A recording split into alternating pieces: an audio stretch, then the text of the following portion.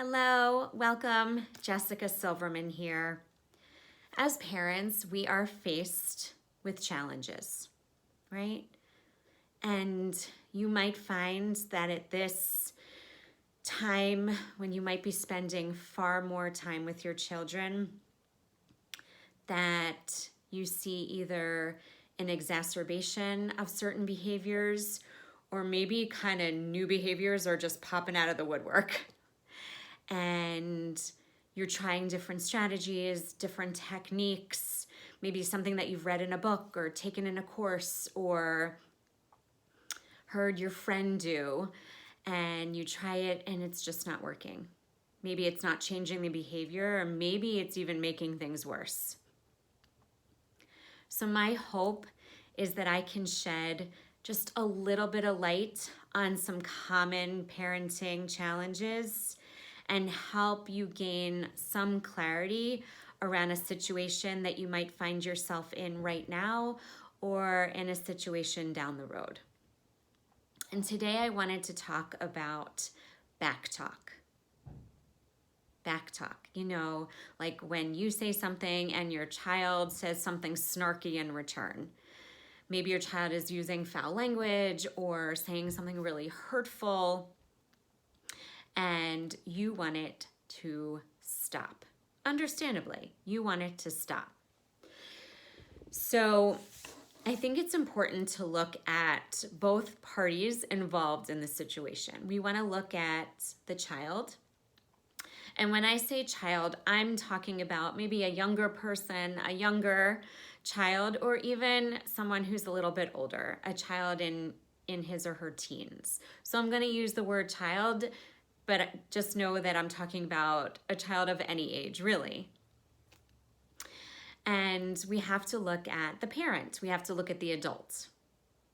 And it's important to recognize that each person, the child and the adult, is having their own personal experience of what is occurring in that moment. And we tend to respond based on the thoughts and feelings that we have in that moment. So our child says something, and we experience thoughts like, how dare you talk to me that way? That is so rude, or that is incredibly hurtful. You might think to yourself, like, what did I do to raise a child who would think that that's okay, it's all right to talk to me that way? You might start projecting into the future, like, if my child can talk to me that way, what is he going to be down the road? How is he going to talk to other people? You may start feeling like fear about the future, about what's going to happen down the road. And you also might be feeling really sad and hurt. And I get it. And from that state of mind, from those thoughts, it makes sense if you yell. It makes sense if you lose your cool. It makes sense if you throw your child in timeout. Because given that thinking, feelings of sadness, of hurt, of anger, of fear, that is a logical reaction.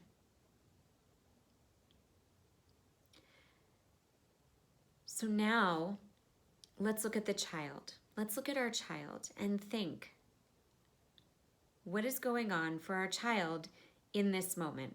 What is our child thinking and feeling? That he thinks it's okay to talk to us that way. He thinks it's okay to talk to his parent that way, to her parent that way. What is going on for him?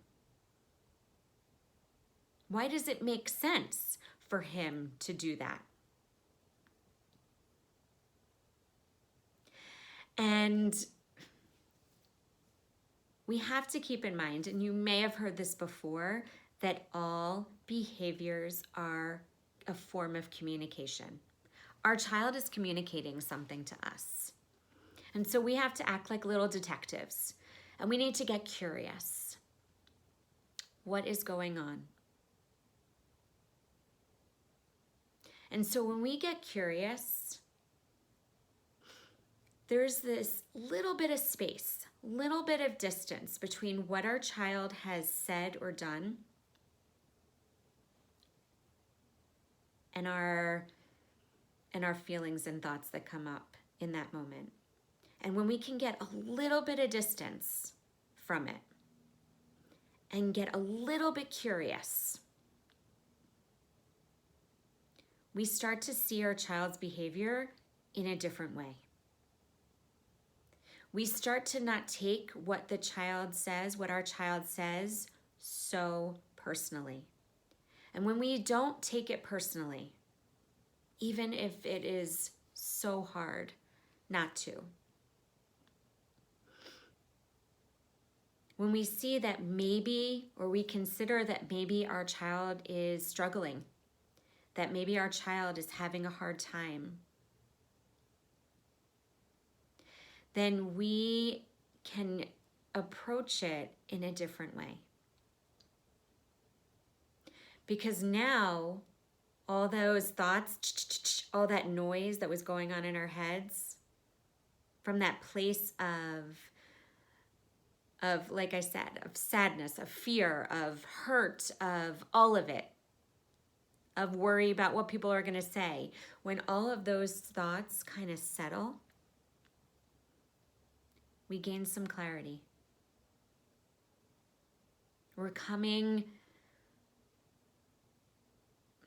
We are in this situation, we are now looking at the situation from a different perspective, with a clearer mind.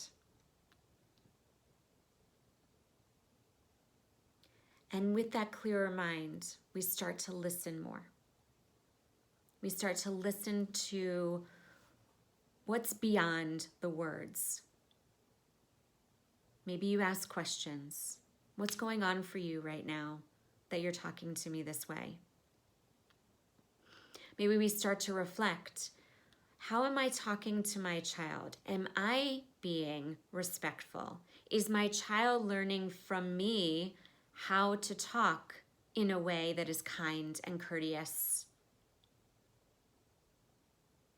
And this isn't about feeling guilty or this is your fault, not at all. It's just about gaining an understanding. And what can maybe we do a little bit differently to kind of shift how our children talk to us. Maybe you start to think, or you start to become aware that your child might need a little bit of extra attention from you, or maybe a little bit more freedom from you. And that's what listening and getting curious does for us. That's what a quieter mind does for us, because we can show up with fresh thoughts and with a new understanding of what might be going on. Maybe your child needs some help learning what respect is and what it looks like. And the thing is, as parents, we know far more than we think we do. And it's just that with a very busy mind, with a lot of different thinking, a lot of different thoughts, a lot of different big feelings, we don't always see it. We don't always see the options that are available. We don't always see what can be done differently.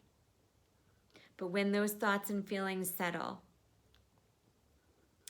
that feeling of stuckness, that feeling of, I don't know what to do, nothing is helping, starts to dissipate. And new ideas, fresh ideas come to us. And from that place, we can make the biggest, most positive impact on our children. So I hope you found something in what I shared helpful. I would love to hear what you think, what ahas you got, what maybe you didn't consider before. I would love to hear from you. And if you have a specific question that you would love for me to answer, please send me an email at parentingwithclarity@gmail.com, or you can post your question in the free Facebook group, The Positive Parenting Tribe. Until next time, take care, and I'll see you soon. Bye-bye.